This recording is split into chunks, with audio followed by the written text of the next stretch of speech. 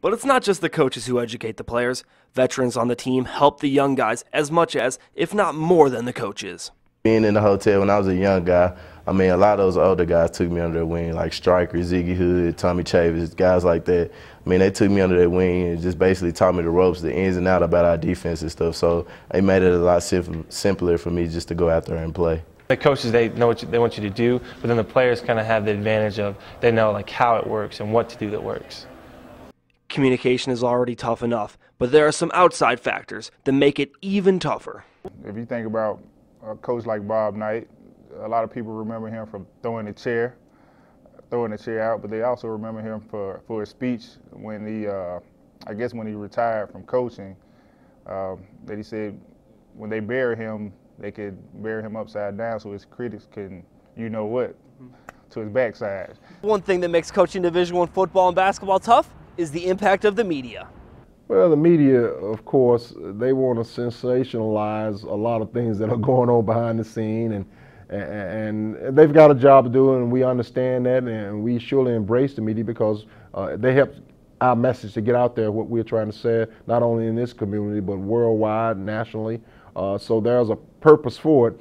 But there also will be times when the media will want to get a little too close to your program, and you've got to be careful with that because once again we're dealing with some kids, and sometimes the academic stuff becomes private information that the media wants to get hold of. So it's one of those situations where you got to have a great, I think, a working relationship with the media, but also hopefully a line of respect there that some things you don't want to cross and get into.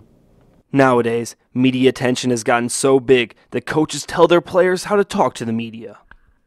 Well, we try to tell our guys, and it comes from Coach Anderson down, that be careful in what you say. You know, always try to put team first when you're talking about this organization, and as you're talking about opponents, you know, make sure you understand that some of the things you may say may be on their bulletin board as motivation as you play those guys. So you got to be careful in what you say there too. And I think we've got a group of kids that have a pretty good understanding of that.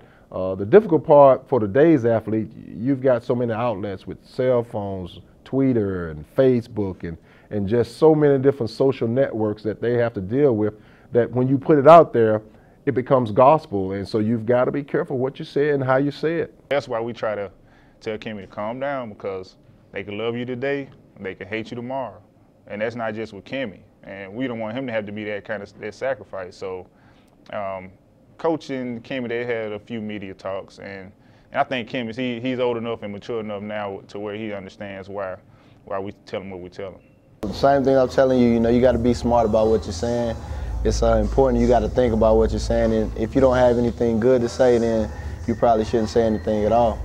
You know, be straight up, be fair. You know, the media, I mean, sometimes they can break you down, but sometimes they can build you up. I mean, basically, it's just about being fair and knowing how to talk and approach the media. You know. Linda Steiner brings up the fact that Don Imus got fired from public radio for going too far when he called the Rutgers female basketball team some nappy-headed hoes. Sometimes the media gets out of control, and the coaches have to react to it. A newspaper article was written that badmouthed an Oklahoma State player, and Mike Gundy reacted like this. 3/4 of this is inaccurate. It's fiction. And this article embarrasses me to be involved with athletics. Here's all that kid did. He goes to class, he's respectful to the media, he's respectful to the public, and he's a good kid. And he's not a professional athlete, and he doesn't deserve to be kicked when he's down. If you want to go after an athlete, one of my athletes, you go after one that doesn't do the right things. Where are we at in society today? Come after me. I'm a man. I'm 40. I'm not a kid. Write something about me or our coaches.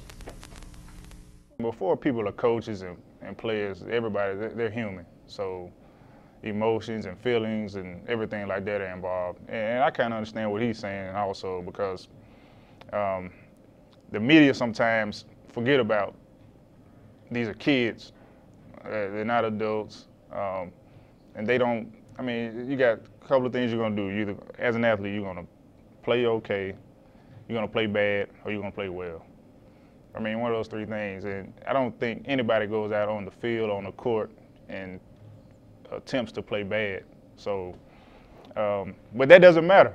In today's society, it doesn't matter. It's about what have you done for me lately, and winning games and losing games. So that kind of defines what he's talking about. And the media is just sometimes, I mean, they are what they are. So. But the media, sometimes they can try to put things out like that just so they can get the readers or whatever. And he personally, I see that didn't like that, and that was a strong coach that just took up for his team and his family. I mean, if you're that player, you can't do nothing but love the coach for that, because he had your back, and he's like family to you. I mean, when he does something like that and supports you.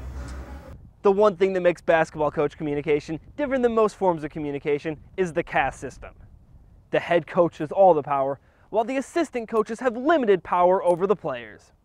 As an assistant coach, you end up making a lot of suggestions, and then, of course, the head coach may use some of them, he may not. But it's just that you're making the final decision when you're the head coach, and you know that your reputation and the things that you believe in, people are going to base it off what those decisions you make. And hopefully you make a lot of better decisions than bad.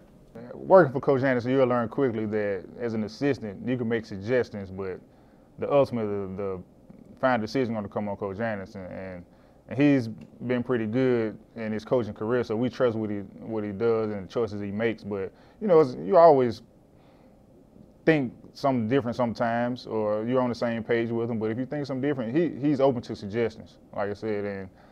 And if he doesn't want to do it, he'll let you know, now we won't do that. When it comes to football, the situation is slightly different, because when you are calling a play, you only have 40 seconds, which makes it hard for one person to make the call.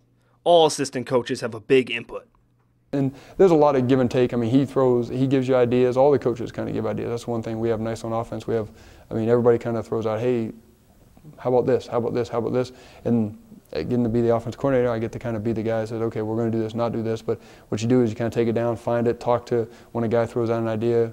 Hey, okay, that's a good idea, or I think it is. Coach Hill, what do you think? Is this going to work for you if we run it this way? Oh, no, let's do it this way. Okay, so we kind of, it's everybody's input, just like during the week we kind of do it. But in the game, it's a little bit more fast-paced, and you kind of only have the time while the defense is out on the field. Despite the caste system, when coaches deal with face-threatening act from players, there's always compromise. When you establish that trust factor, the level of communication, you can limit those situations. And always there may be some players that may challenge your authority, like one would in life. But I think, the fact that I've been in it long enough and seen a lot of come and go and seen the best of the best, the Michael Jordans and whomever, so you can, approach that young man with some background to say that, hey, at least I know what I'm talking about now. You may not want to do it exactly the way I want it, but let's come to some common grounds, and I don't think we're going to have too much problems of not finding some common grounds to get to a point across and to get to where we want to be as a team and as a player. The sports culture is changing. Paul Truman found out that over the past 30 years, we've experienced a shift from pickup games to organized team activities. And with that being said, coaches have more and more influence over the participants. So right now, it's even more important for coaches to learn the art of effective communication.